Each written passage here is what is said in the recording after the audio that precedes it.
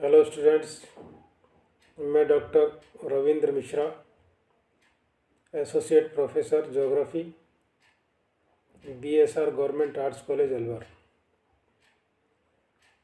आज BA part third section B के लिए एशिया के भूगोल में साइप्रस देश के बारे में जानकारी लेंगे।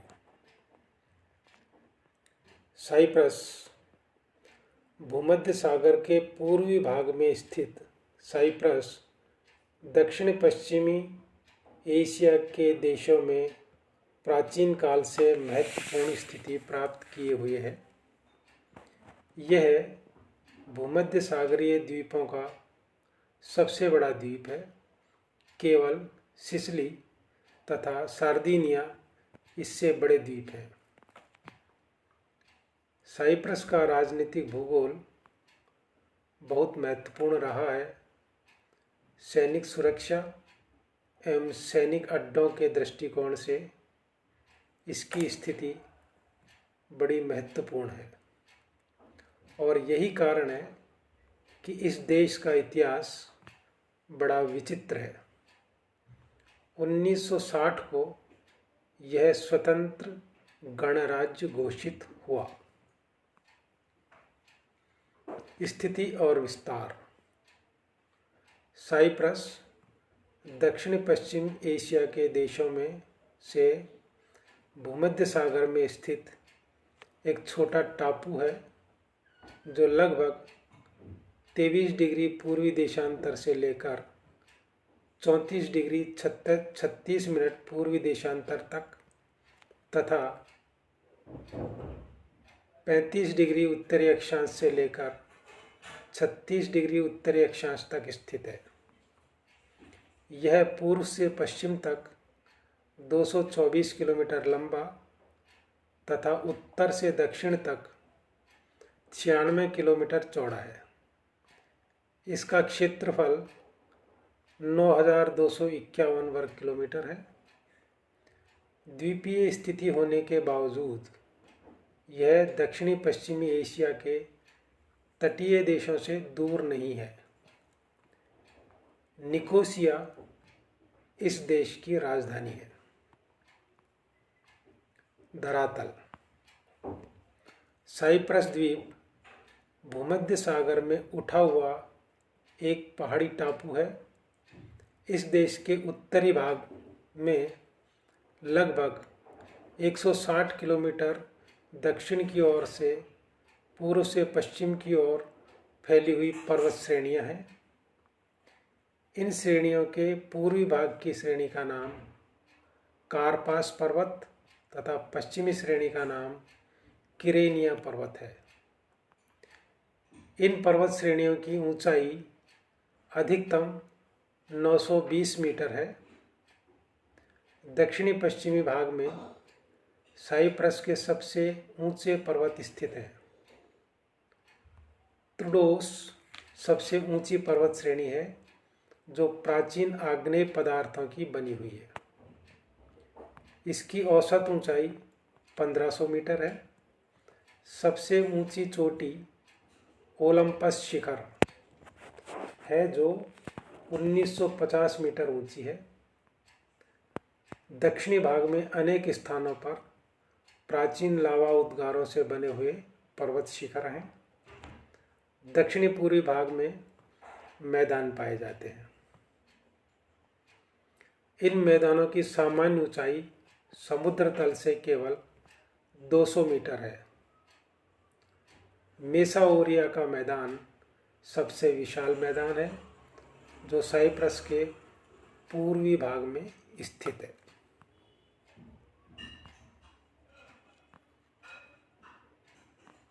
जलवायु की दशाएं।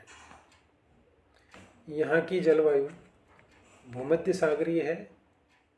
यहाँ सर्दियों में साधारण जाड़ा तथा गर्मियों में गर्मी पड़ती है। सर्दी की ऋतु में जाड़ा पड़ता है। मैदानी भागों में तापमान 13 डिग्री मिलता है।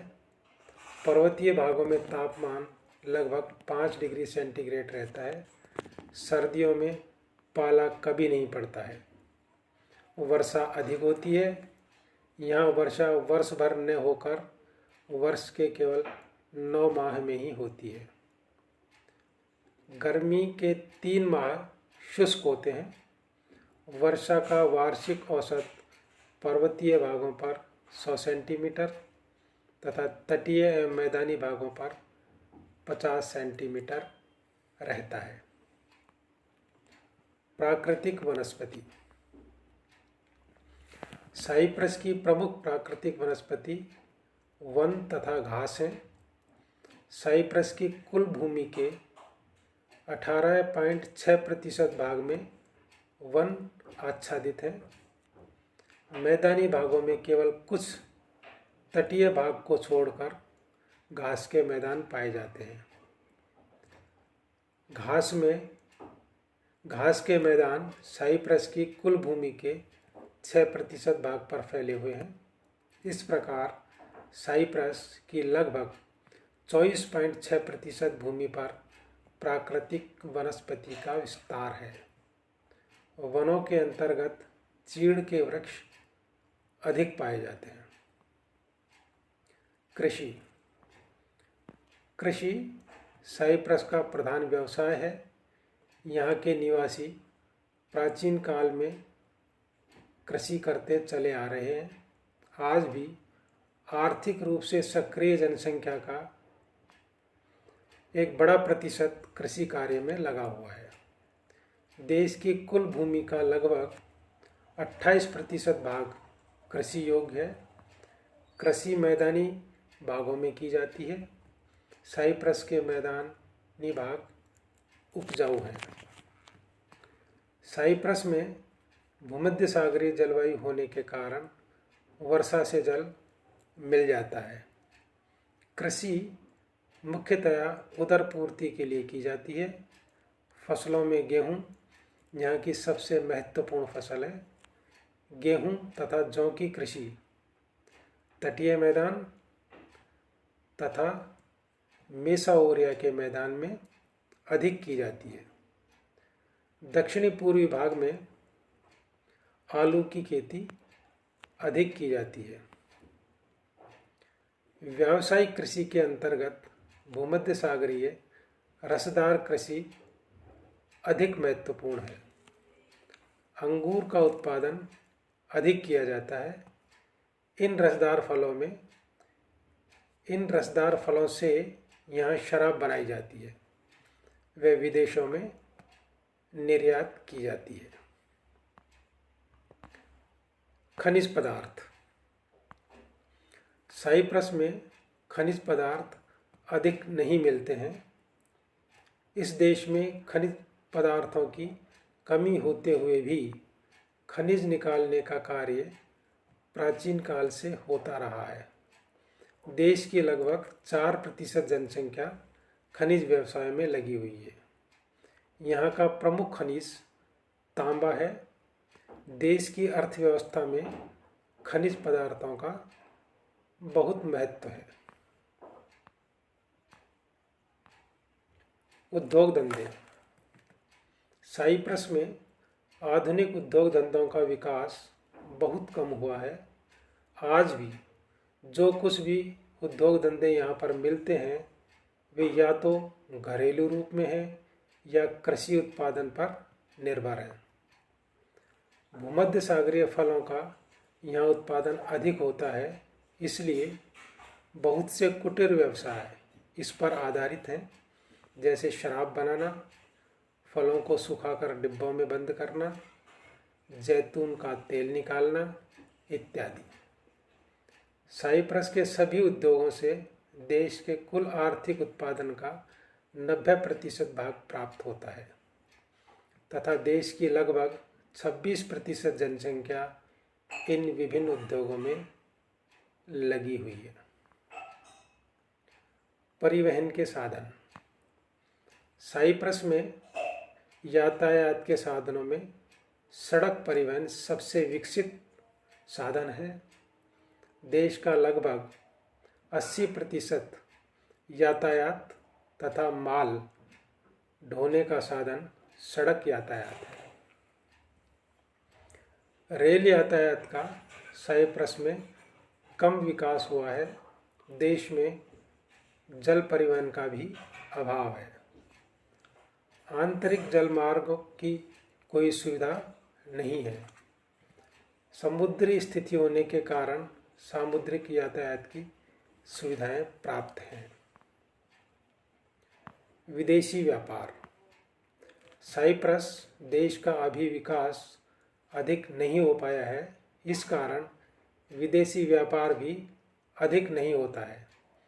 देश के व्यापारिक संबंध Britain, Germany, America, Italy, France आदि से हैं, लेकिन सबसे अधिक व्यापार ब्रिटेन से होता है।